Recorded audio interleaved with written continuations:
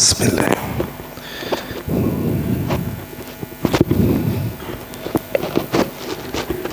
Assalamualaikum warahmatullahi wabarakatuh. Innal hamdalillah nahmaduhu wa nasta'inuhu wa nastaghfiruh wa na'udzu billahi min shururi anfusina wa min sayyiati a'malina may yahdihillahu fala mudhillalah wa may yudhlil fala hadiyalah. Asyhadu an la ilaha illallah wahdahu la syarikalah wa asyhadu anna Muhammadan abduhu wa rasuluhu la nabiyya wa la rasula ba'da.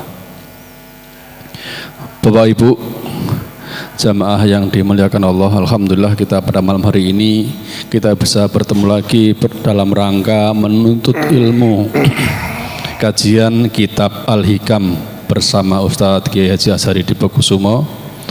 Alhamdulillah itu adalah sebuah nikmat yang luar biasa, yaitu kita masih diberikan kesehatan, keimanan dan juga kesempatan. Kemarin saya ketemu teman itu sering lihat siaran kami di Facebook. Dia ngomong, "Cak Bud, aku itu kepengen melu tapi kok sungkan." Masya Allah ya.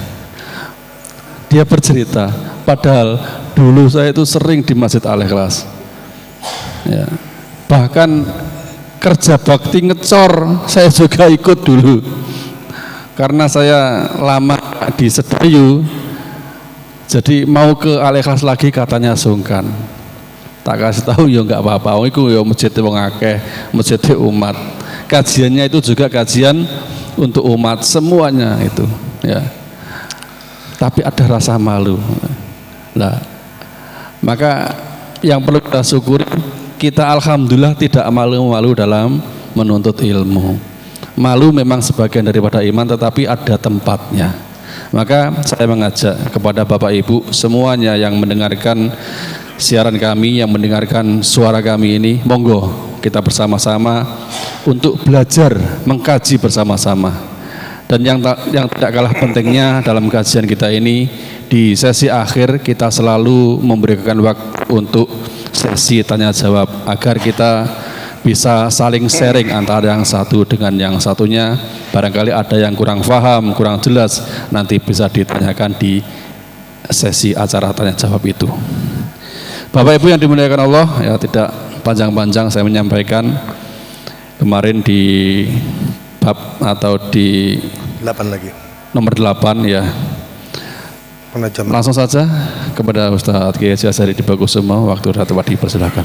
Tafadhol Ustaz. Bismillahirrahmanirrahim. Assalamualaikum warahmatullahi wabarakatuh.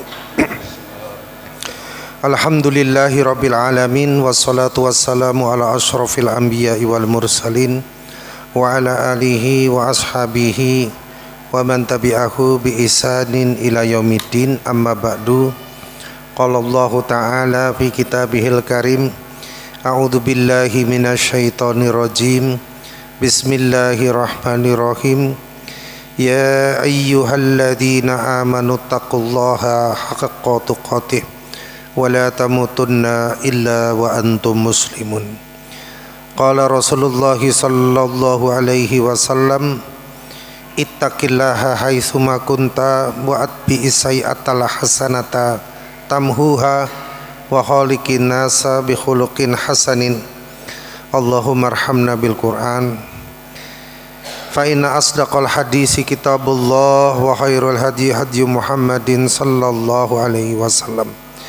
Wa syarrul umur muhdatsatuha wa kullu muhdatsatin bid'ah wa kullu bid'atin dalalah wa kullu dalalatin finnar. Faya ibadallah, usikum wa iyaya nafsi bitaqwallahi faqad fazal mu'minunal muttaqun. Ikhwani arsyadakumullah, marilah kita perbaiki, tingkatkan ketakwaan kita kepada Allah. Karena itulah salah satu hal yang bisa meletakkan kita pada posisi terbaik di mata Allah. Mungkin di mata manusia bisa jadi dipandang sebelah mata, tapi kalau takwa adalah pegangan kita, Fa inna khairaz zadit taqwa, karena sebaik-baik pertekalan adalah takwa. Apalagi inna akramakum indallahi atqakum, sesungguhnya bismillah,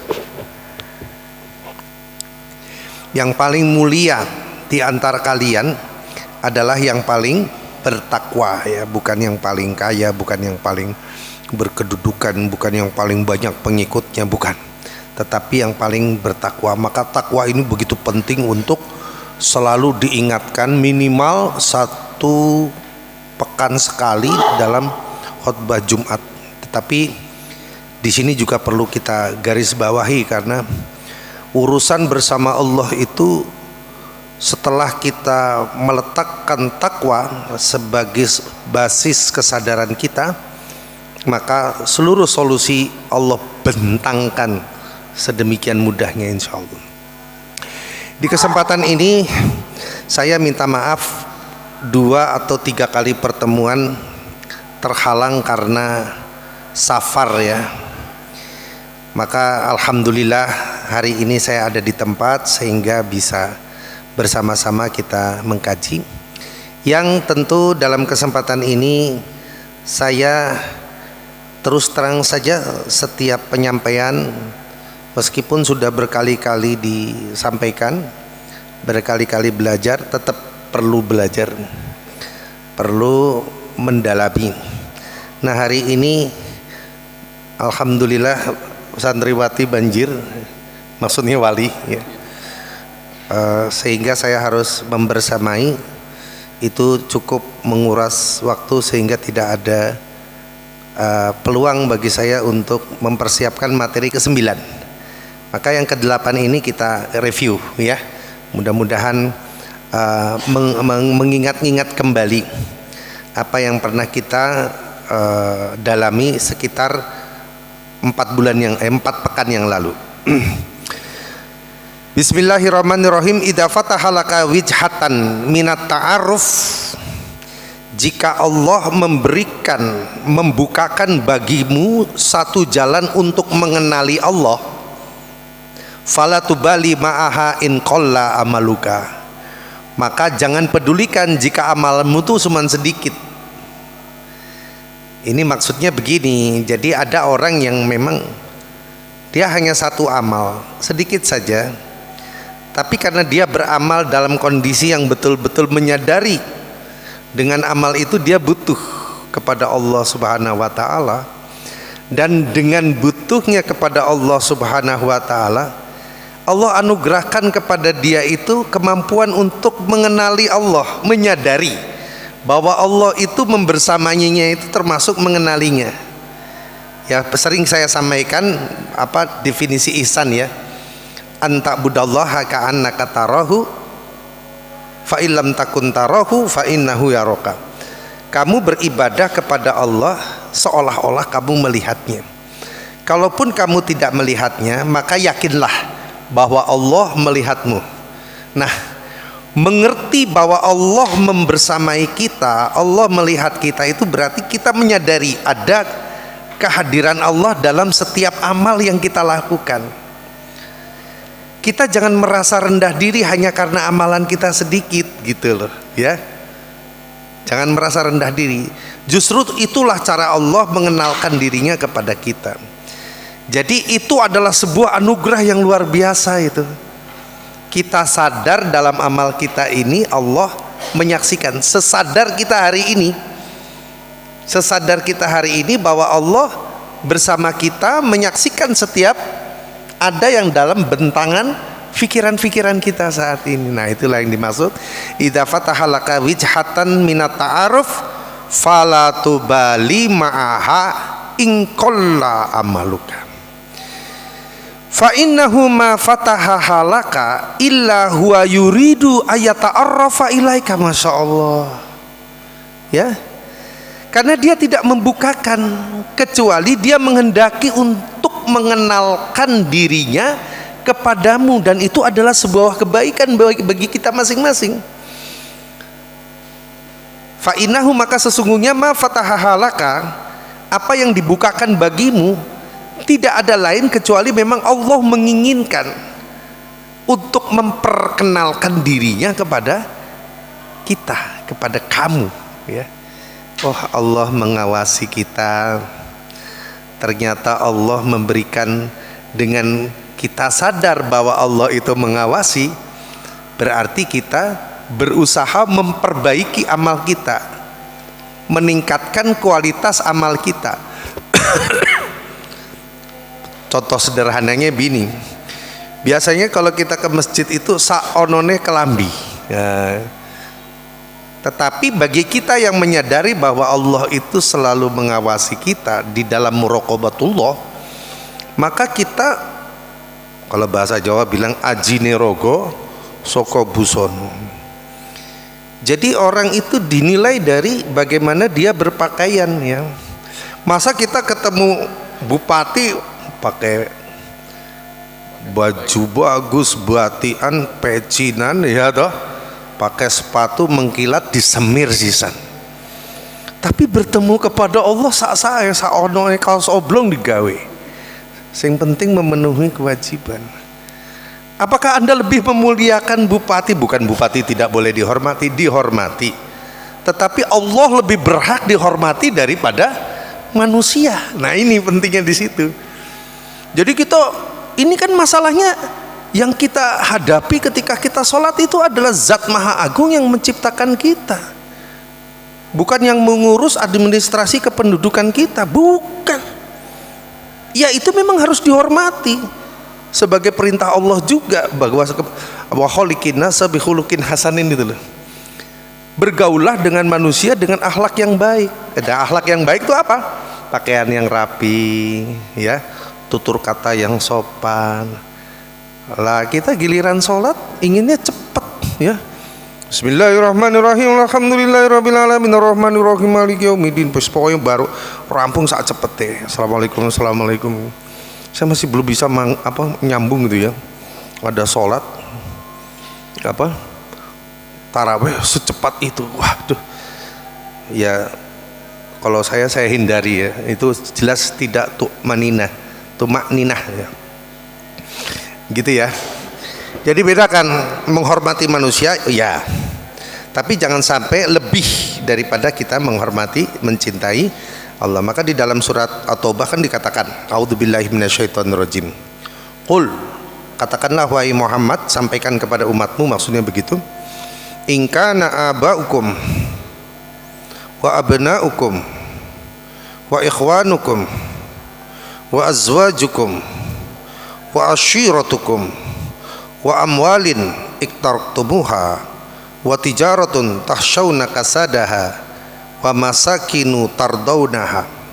Kalau bapakmu, ya, anakmu, istrimu, saudaramu, kerabatmu, 5 makhluk hidup yang berada dalam ring satu hati kita ini, yang selalu bersama kita dalam kehidupan sehari-hari, wa masakinu tardawnaha, harta yang kita kumpulkan, tijaratun tahsyawna kasadaha wa masakinu tardawnaha, tempat tinggal yang kita senangi.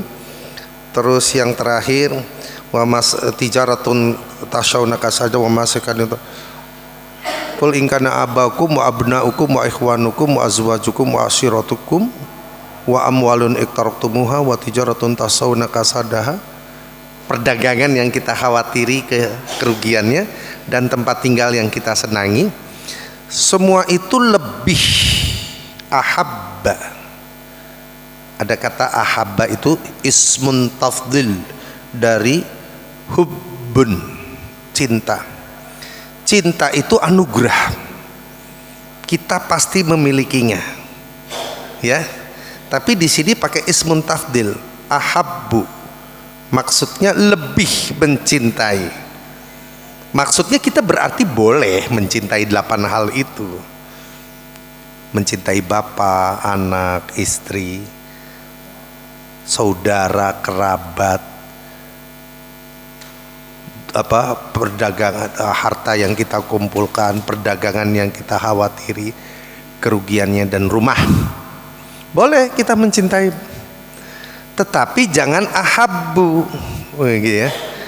Jangan lebih dari apa? Ahabba ilaikum minallahi wa rasulihi wa jihadin fisabilih. Nah itu maksudnya gitu. Lebih kita sukai daripada Allah, Rasulullah dan jihad di jalannya. Bahkan Allah menyebut selanjutnya fatarabbasu, titenono, hati-hati, hatta ya'ti Allahu bi amrih, sampai Allah mendatangkan keputusannya. Jadi begitu ya. Boleh kita mencintai sesuatu, tapi jangan sampai melebihi cinta kita kepada Allah Subhanahu wa ta'ala. Dan awal cinta itu tumbuh ketika kita menyadari bahwa Allah bersama kita dalam kondisi apapun. Bukan hanya ketika sholat, bahkan kadang-kadang kalau sholat aja kita penting loh, itu sholat itu menghadirkan suasana di mana Allah menyaksikan kita. Di depan saya ini Allah gitu loh. Nah makanya kita perlu melatih. Cuman kadang-kadang saya ini ketika kita sholat sepertinya ya yang penting Allahu Akbar gitu, hampa, rasanya hampa. Cuman kadang-kadang muncul sadar, oh iya saya ini di hadapan Allah, begitu ya. Nah kondisi-kondisi seperti itu pernah dilakukan sahabat sekelas Umar bin Khattab. Dia ketika takbir itu, padahal Umar ini ya, dia membayangkan tentang strategi perang gitu. Itu pernah diungkapkan kepada Rasulullah. Maka pada kondisi ketika kita ingat Allah, kembalikan. Jadi sholatnya tetap sah, namun nilainya masing-masing kita pasti berbeda-beda tergantung kesadaran kita adanya kehadiran Allah bersama sholat kita. Itu yang menjadi penting. Ini yang disebut ya, fa innahu ma fatahalaka illa huwa yuridu ayata'arrafa ilaika. Jadi ketika Allah ingin memperkenalkan dirinya kepada kita ya, maka di hati kita itu ada satu perasaan hadirnya Allah Subhanahu wa ta'ala, dan itu adalah sebuah anugerah. Jadi ketika kita takbir kita bisa merasa Allah itu ada, itu anugerah gitu loh. Nah kemudian alam ta'lam, tidaklah kamu ketahui anna ta'arrufa huwa muriduhu alaika. Tidakkah kamu tahu bahwa dengan mengenal Allah itu, saya katakan tadi adalah muriduhu ilaika, adalah sebuah anugerah untukmu. Fal a'mal, sementara amalan-amalan, a'mal jamak dari amalun, sedangkan amalan-amalan ya, anta yang kamu perbuat, muhdiha ilaihi, itu adalah persembahanmu kepadanya. Wa aina ma tuhdihi ilaihi mimma huwa muriduhu alaika. Maka bagaimana bisa disamakan antara anugerahnya kepadamu dengan kamu mengenal Allah daripada persembahan yang kamu berikan kepadanya? Nggak sebanding, maksudnya begitu ya. Tidak akan pernah sebanding amalan kita, persembahan kita kepada Allah, pengorbanan kita dengan anugerah di mana kita menyadari bahwa Allah bersama kita, itu nggak sebanding. Itu maksudnya peringatan di sini. Ini yang menjadi titik tekan daripada Ibnu Athaillah As-Sakandari di dalam membawa kita kepada mengenal Allah, ma'rifatullah ya, mengenal Allah itu penting. Jadi sekali lagi mari kita hadirkan di dalam sholat kita ini satu keadaan di mana pada saat itu kita sedang berhadapan dengan pencipta kita. Oleh karena itu jangan main-main, harus serius gitu loh. Ya Allahu Akbar itu memang betul-betul hadir hati kita. Allahu Akbar, Allah Maha Besar. Tidak harus diterjemahkan, enggak, tapi diresapi gitu ya, di suasananya dihadirkan. Jadi ketika seorang diberi karunia mengenal Allah, meskipun dia amalnya sedikit, jangan merasa rendah diri atau jangan merasa amalnya ditolak. Justru harus yakin, sebab makrifat adalah mengenal Allah, adalah bentuk kasih sayang Allah yang lebih tinggi daripada amal yang kita berikan kepada Allah. Sekali lagi, bentuk anugerah Allah berupa kita mengenalnya adalah lebih tinggi daripada amal yang kita berikan, persembahkan, bahkan nyawa kita itu kita persembahkan di jalan Allah sampai mati syahid, itu tetap anugerah Allah lebih tinggi itu. Gak sebanding ya itu lah. Di dalam satu keterangan disebutkan ma ya'dilul jihad. Rasulullah pernah ditanya, apa yang bisa menandingi jihad? Kata Nabi, la tastati'unahu. Ditanya lagi 2 kali, ma ya'dilul jihad, apa yang bisa mengimbangi jihad? La tastati'unahu, kamu nggak akan sanggup. Tanya lagi sahabat sampai 3 kali, ma ya'dilul jihad, apa yang bisa menyamakan dengan amal jihad? La tastati'unahu, kamu nggak akan sanggup.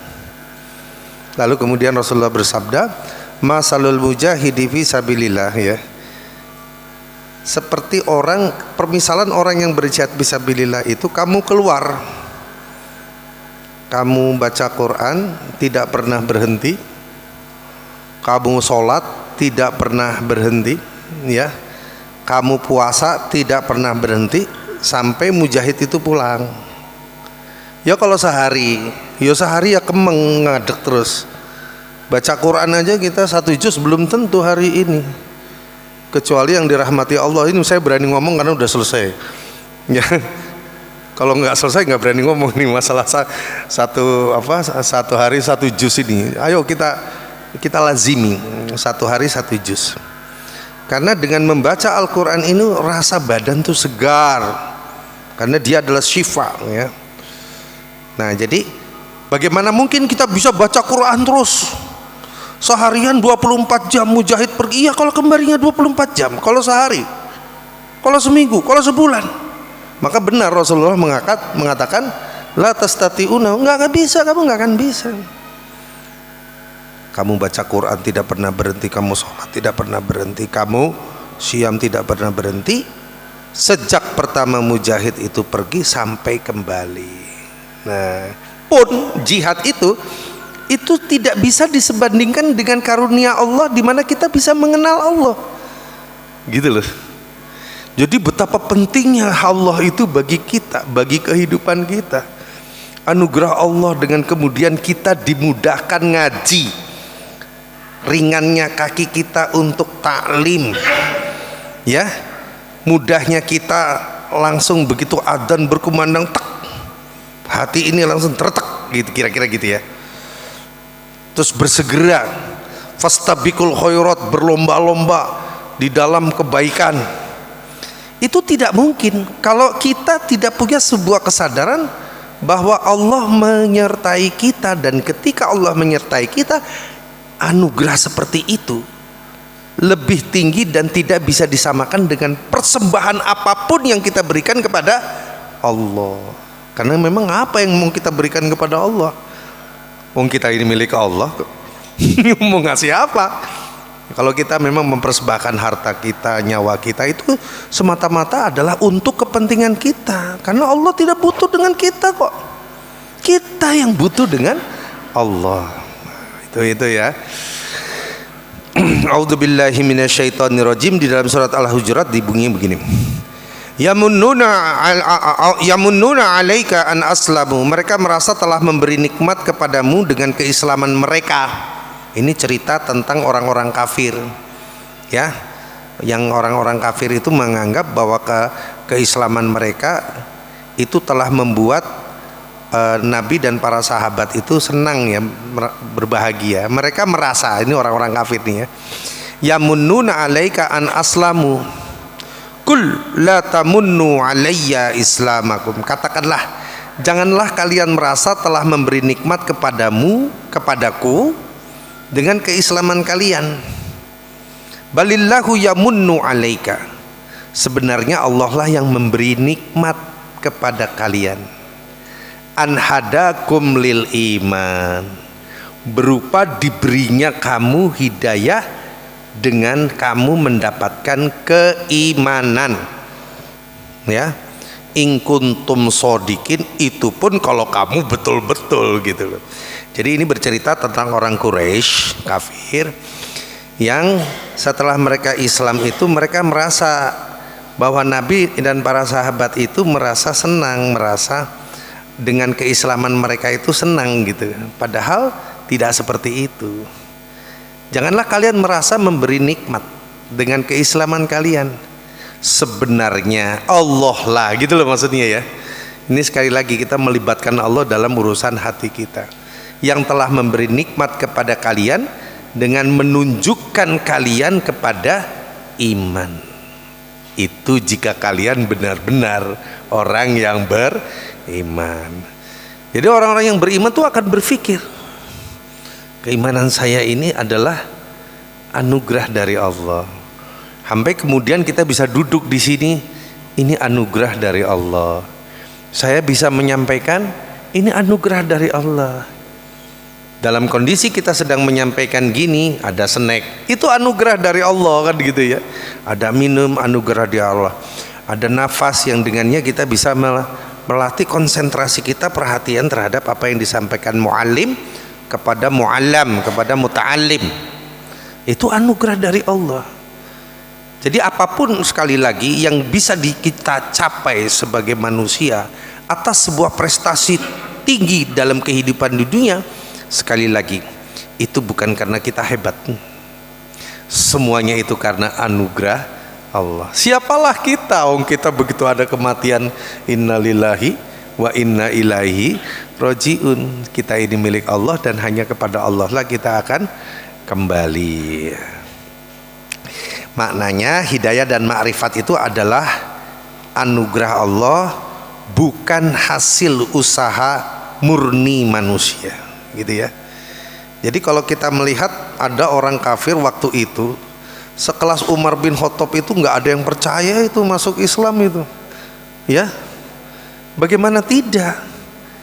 Dia memusuhi Rasulullah, bahkan sudah mau membunuh kan. Di Eropa itu ada orang Nasrani, Kristen membenci Islam. Setiap orang yang ditemui, dia selalu menceritakan kejelekan Islam, kejelekan Nabi Muhammad sallallahu alaihi wasallam. Sampai suatu ketika Allah memberikan hidayahnya bukan karena usaha dia loh, tapi karena satu hal yang sepele, ya. Dia masuk Islam gitu.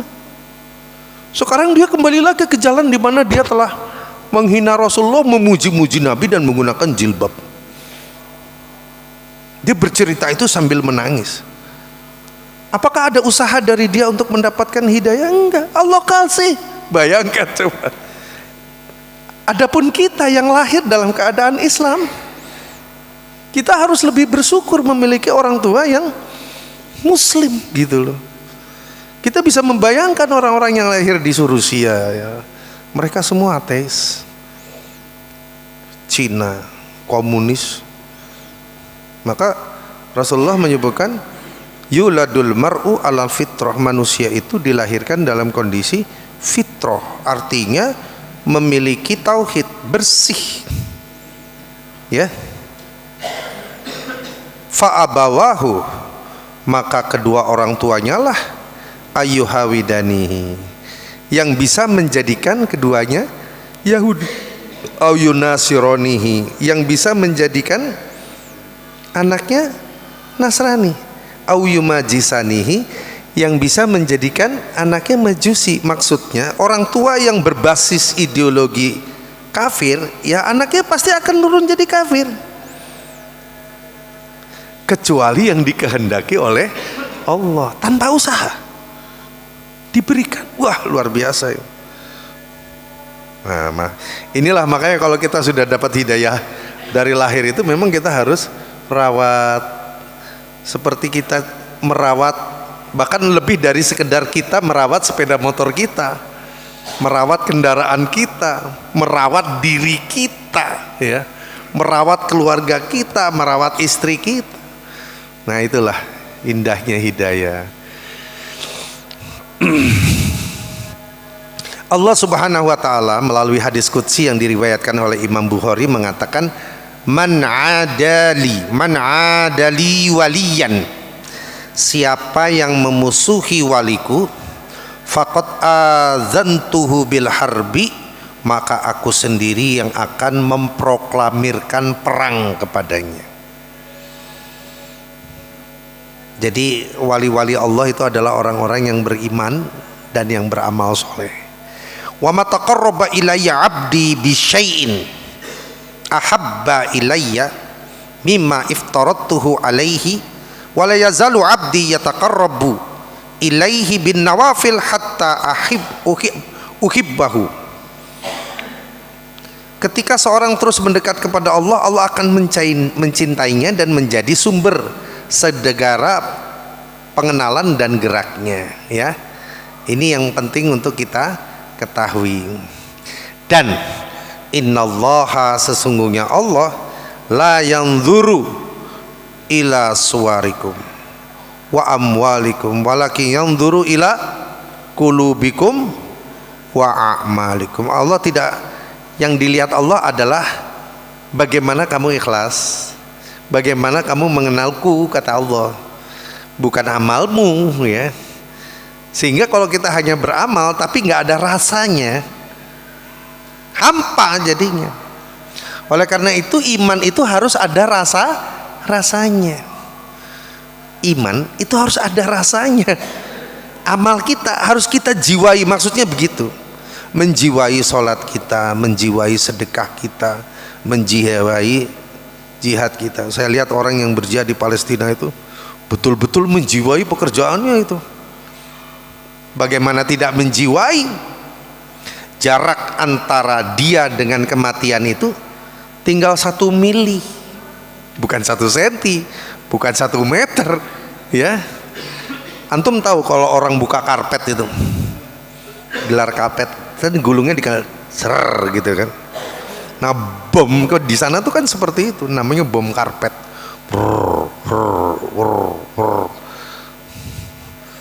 Itu menurut analisa itu kena semua, itu pasti kena semua. Tapi masih ada yang hidup tuh. Allah menghendaki dalam sebuah kecelakaan pesawat secara nalar mati semua. Yang hidup bayi. Bayi kan orang yang paling lemah di muka bumi. Sementara yang perkasa-perkasa hangus terbakar, bayinya hidup. Allahu Akbar.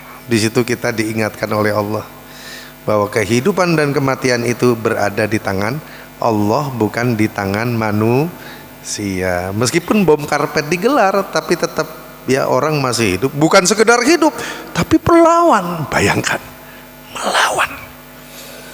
melawan kekuatan yang disokong oleh adidaya Amerika. Wah, di situ kita merasa disinilah kebesaran Allah. Allah memberi nasihat dengan sebuah ketangguhan perlawanan para mujahidin menghadapi musuh yang betul-betul menjadi musuh kemanusiaan. Bukan hanya musuh Islam, tapi musuh kemanusiaan. Sampai kemudian Allah mentakdirkan satu komunitas lain, ya, yang kontroversi di dalam terminologi ideologi madhabnya, tiba-tiba oleh Israel diserang Iran itu. Giar. Iran yang selama ini diam saja akhirnya membalas. Membalasnya nggak tanggung-tanggung, sehingga membuat decak kagum seluruh dunia gitu. Dia bisa menyimpan rudal-rudal yang sedemikian melimpah, bukan sekedar banyak, melimpah dan nggak habis-habis.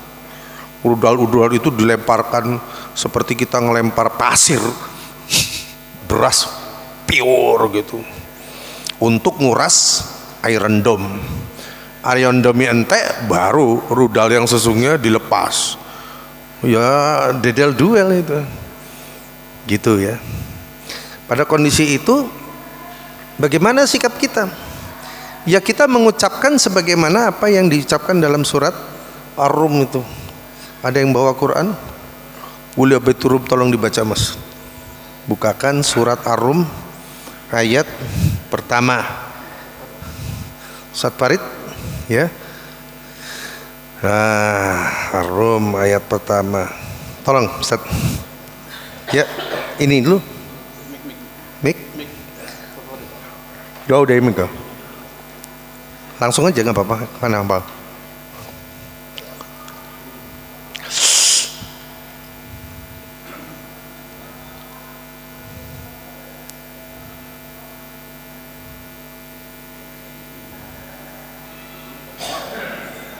An-Nur ayat bukan An-Nur, Ar-Rum, surat Ar-Rum.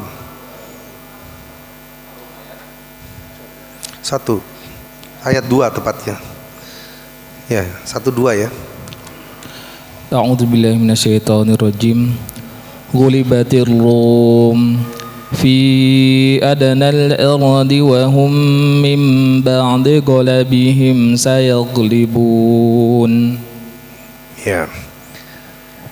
Itu ada terjemahannya Mas, dibaca sekalian. Bangsa Romawi telah dikalahkan di negeri yang terdekat dan mereka setelah kekalahannya itu akan menang.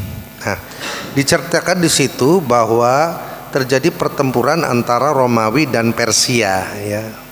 Sebelum lahirnya Islam, munculnya Islam sebagai kekuatan baru, ada dua adidaya dunia yang waktu itu saling berebut pengaruh dan kekuasaan di dataran bumi, di permukaan bumi, itu Romawi dan Persia. Kadang-kadang Romawi menang, kadang-kadang Persia yang menang.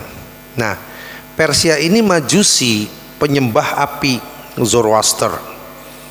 Itu didukung oleh kafir Quraisy gitu loh. Nah, diceritakan Ghulibatir Rum, bangsa Rum itu dikalahkan. Tapi kemudian kebalikannya, bangsa Rum bisa memenangkan peperangan Persia. Nah, bangsa Rum itu jelas dia kafir juga karena dia bukan muslim ya. Setiap bukan muslim itu bahasa Allah itu kafir, memang begitu.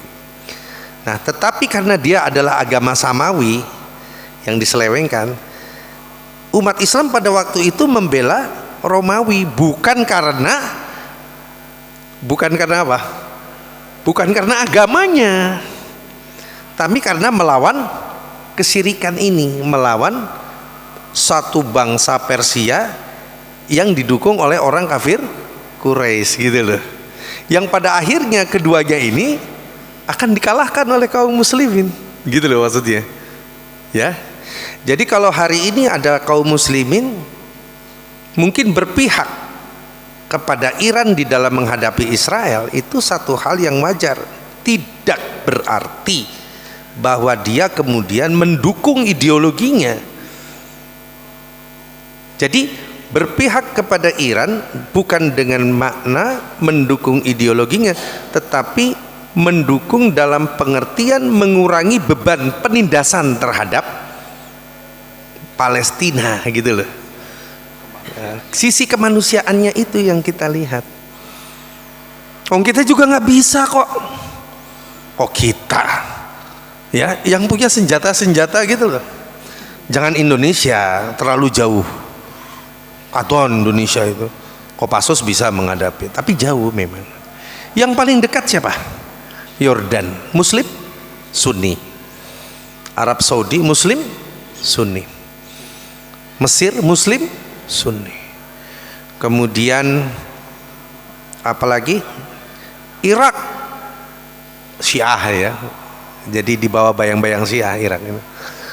Terus Yaman di bawah bayang-bayang Syiah. Suriah baru saja memerdekakan diri dari penindasan diktator ya. Artinya yang memiliki kekuatan-kekuatan itu tidak menggunakan kekuatannya untuk membela Palestina, tapi hanya ucapan. Paham ini ya? Nah, kalau ada orang yang kemudian memberikan pelajaran kepada manusia durjana ini, itu kan kita terobati tuh sakit hati kita. Terobatinya kita itu tidak serta-merta kemudian kita membenarkan keyakinannya. Nah, itu sesuatu yang berbeda. Bisa dipahami ya? Sesuatu yang berbeda. Jadi mendukung dalam pengertian bersyarat gitu loh. Bersyarat apa? Bersyarat bahwa itu tidak menjadikan kita mendukung ideologinya gitu maksudnya. Karena ideologi Syiah itu mengerikan ya. Saya berharap nanti satu ketika kita bisa mengundang pakar yang mengetahui kesesatan Syiah supaya kita bisa mengerti gitu loh ya, bagaimana destruktifnya kehancuran yang bisa dihasilkan oleh pemahaman ini di dalam memecah belah kaum muslimin. Nah, ini yang penting untuk kita ketahui. Tetapi kalau ada misalnya antum ini tetangganya muslim, ya, tiba-tiba ada preman ngelempari rumah antum itu, harusnya tetangganya yang nolong toh, jane, ya tak? Tapi ada di depan rumah ini Kristen dia, misalnya ya, atau Yahudi misalnya loh, Yahudi kan wis ngeri banget tuh, itu nolong kita, satu-satunya dia, kita terima nggak pertolongannya? Terima. Bukan berarti menerima ideologinya gitu, itu berbeda. Lakum dinukum waliyadin. Berbuat baik kepada siapapun kadang dilakukan oleh orang non muslim. Masalahnya begitu, karena kemanusiaan itu adalah sifat yang universal, dimiliki oleh siapapun gitu loh. Antum pikir ketika dia melakukan aksi kemanusiaan, nilai di hadapan Allah itu diterima? Ya enggak, di hadapan Allah loh ya. Tapi dia menolong kita, kita terima pertolongan itu. Kalau kita tidak terima ya kita yang salah. Begitu. Yang salah kan dua tuh, tetangganya yang muslim kenapa? Pada kemana kan begitu. Nah, ini juga berkaitan dengan negeri-negeri muslim yang ada di sekitar Palestina. Aina yadhabun, kemana mereka perginya itu? Kemana kekuatan mereka, kekuatan militer yang mereka? Nah, ketika ada Iran menolong, ya alhamdulillah kita ucapkan, setidaknya Israel mengerti bahwa kamu jangan jumawa, rasa kakean pola, nggak usah sombong, ya kan? Maunya Israel kan dia menjadi sebuah kekuatan yang tidak tertanding, tetapi dia salah duga karena ternyata Iran sudah menyiapkan segalanya. Ya, jadi ngomong gini sekali lagi itu bukan mendukung ideologinya. Syiah tetap Syiah, nggak akan pernah ketemu, seperti tidak akan ketemunya antara minyak dan air. Itu sudah jelas, Ahlus Sunnah sikapnya jelas. Tapi kalau dia menolong supaya, kadang mata dunia ini jadi gini, dunia ini kadang-kadang ada suatu masa di mana orang Islam itu akan ditolong oleh orang-orang kafir gitu loh.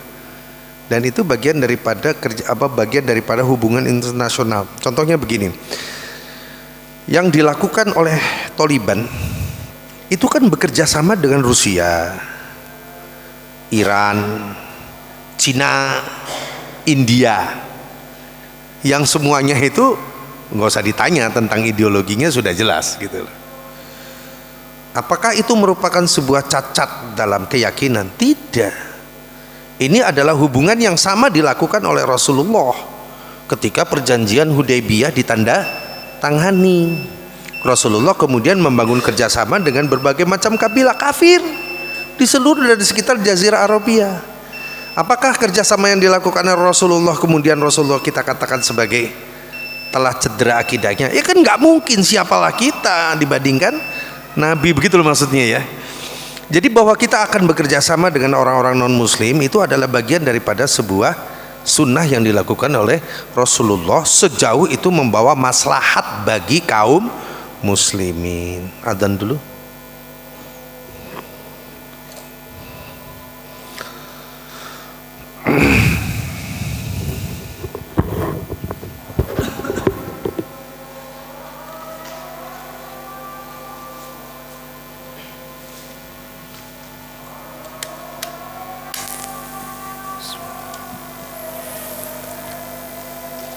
Allahu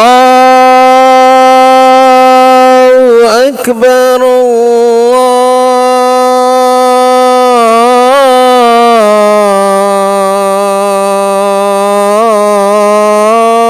Allahu Akbar, Allahu Akbar,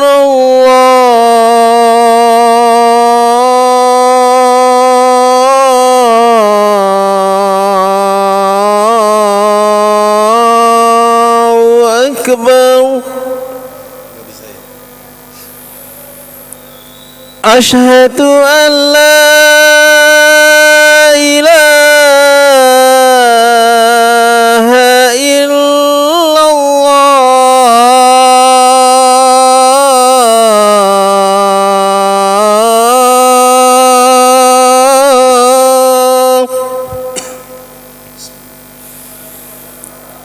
أشهد أن لا إله إلا الله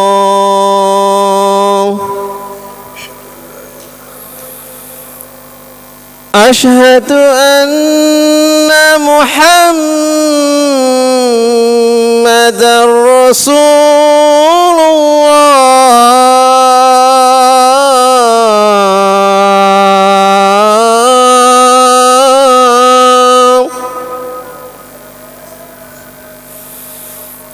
أشهد أن محمدا رسول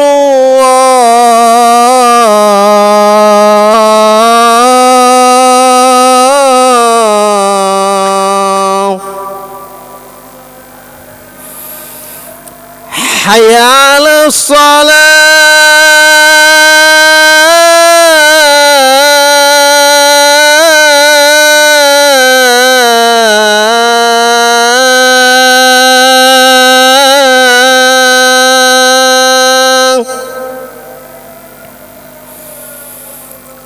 حي على الصلاة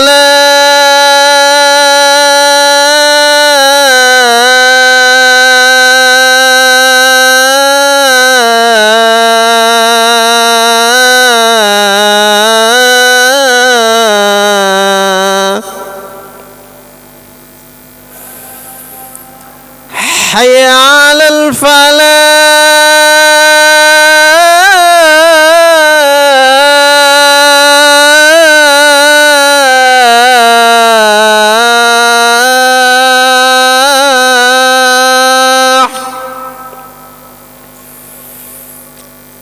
حي على الفلاح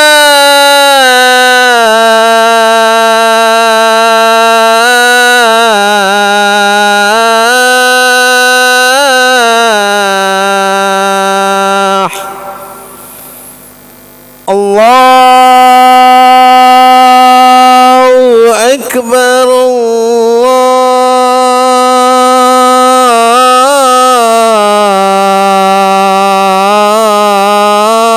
الله أكبر لا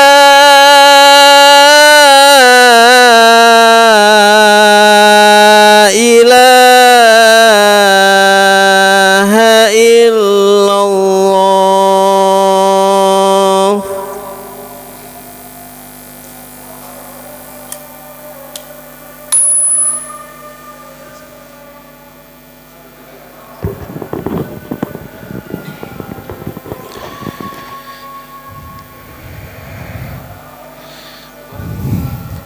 Baiklah.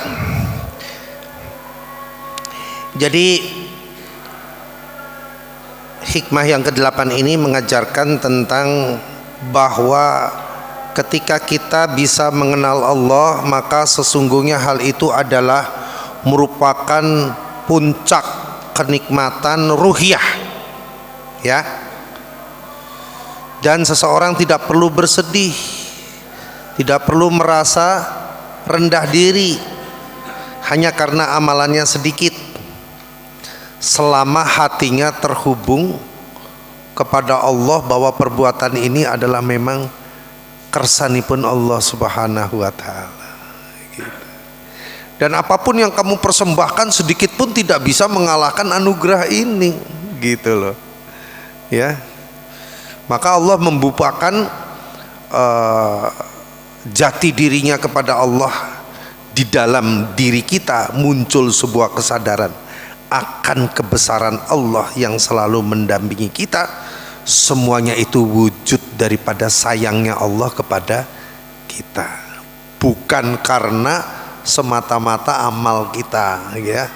Karena amal kita sebanyak apapun itu lagi-lagi tidak bisa menandingi anugerah terbesar dari Allah berupa kita mengenalinya dengan baik. Nah, itu yang penting. Maka di dalam usul salah satu kan yang pertama adalah ma'rifatullah, bagaimana kita mengenal Allah.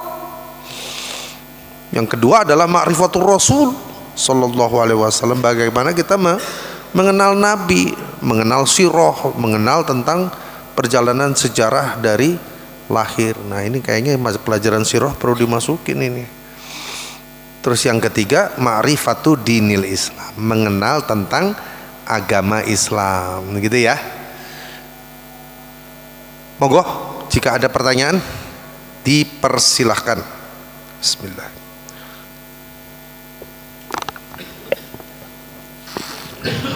Monggo langsung saja, barangkali ada yang ingin ditanyakan. Di online barangkali. Barangkali yang di rumah juga boleh. Ya, sambil menunggu Ustaz. Ya, monggo. Ya, pemaparan beliau Ustaz Ki Haji Azhari Dibokusmo cukup luar biasa. Ada sedikit yang kalau bisa dikatakan ini sebuah fenomena yang kalau bisa dianggap aneh ya aneh Ustaz, tentang bab makrifat ini Ustaz. Mungkin tadi yang antum paparkan itu mungkin juga mengenai apa itu pemahaman orang-orang yang mengikuti makrifat ini mungkin sama seperti itu tadi. Artinya begini, mempunyai amalan sedikit tetapi terkoneksi dengan Allah Subhanahu wa taala, itu yang terpenting. Yeah. Maka saya pernah melihat itu di media-media. Itu ada orang itu bahkan tidak sholat, Ustaz. Tidak, ya tidak mungkin tidak seperti orang-orang Islam pada umumnya lah. Ternyata jawabannya apa, Ustaz? Karena saya sudah mengenal Allah Subhanahu wa taala. Masya Allah, bayangkan coba. Jadi sholat itu sudah enggak dianggap penting lagi karena sudah merasa dirinya betul-betul connect dengan Allah Subhanahu wa taala. Nah, itu gimana Ustaz kalau makrifat yang seperti itu? Terima kasih. Baiklah. Ya, itu namanya manunggaling kawulo Gusti. Jadi bersatunya antara hamba dengan penciptanya yang tidak akan pernah terjadi. Pencipta ya pencipta, hamba ya hamba. Ukurannya adalah qul in kuntum tuhibbunallaha fattabi'uni. Itu ma'rifatullah yang benar tuh begitu. Bukan manunggaling kawula Gusti, aku pokoknya wis dadi Allah sudah menyatu. Karena saya sudah menyatu berarti saya sama dengan pencipta saya. Untuk apa saya sholat? Ya malah nggak masuk akal kalau begitu rasanya. Ku iki sopo? Kamu tuh siapa? Kamu itu diciptakan. Oh dadak jadi Allah itu ketemu pirang perkara itu.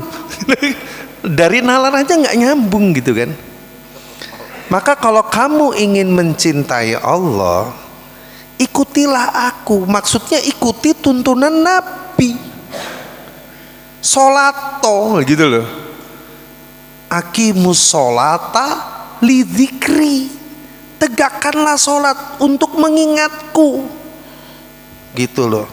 Bukan untuk menyatu denganku. Ya ora patut tuh, ya kuwi iki sapa lho. Kadang-kadang wah jan orang-orang seperti ini tuh wis radunung ya, radunung. Nah, itu kita perlu sabar menasehatinya karena udah ngetel. Ya. Maka oleh karena itu syartul qabulil amal itu kan dua. Ya, al-ikhlasu niyah. Niatnya halus ikhlas lillahi ta'ala. Dalilnya innamal a'malu binniyat. Sesungguhnya amal itu harus disertai niat. Niatnya karena apa? Faman kana hijratuhu ilallahi wa rasulihi. Siapa yang hijrahnya karena Allah dan Rasul, fahijratuhu ilallahi wa rasulih. Maka hijrahnya karena Allah dan Rasul, dia dapat pahala itu. Faman kanat hijratuhu lidunya, tetapi yang hijrahnya karena dunia, yusibuha yang ingin dicapai, awimro'atin atau wanita yankihuha yang ingin dia nikahi. Jadi dia hijrah itu kan amal soleh, tapi karena yang mau dia nikahi itu hijrah, dia ikut hijrah supaya bisa nikah, bukan karena hijrahnya gitu loh maksudnya. Fahijratuhu ila ma hajara ilahi, maka dia dapat nikahnya doang tapi tidak dapat pahala hijrah. Nah, ikhlas niat itu begitu kita beramal tuh ini untuk Allah. Ya, ini untuk bukan Allah membutuhkan. Tapi ketika kita memberikan kepada Allah, Allah memberikan bentang rahmat yang itu kita butuhkan gitu loh maksudnya. Gitu ya. Anugerah Allah berupa cintanya kepada kita kan menjadikan amal kita jadi gak seberapa gitu. Paham ya? Nah, terus yang kedua, mutaba'atun Nabi, mutaba'atu Rasulullah sallallahu alaihi wasallam, mengikuti tuntunan Rasulullah. Itu yang namanya ma'rifatullah tuh begitu. Ya, kalau kamu mau mencintaiku, mau marak padaku, sudah ikuti Rasulullah. Jadi dah. Bukan kemudian merasa menjadi bagiannya dari Allah, ya nggak akan pernah Allah akui. Gitu ya. Ya begitu, selesai. Yang lain?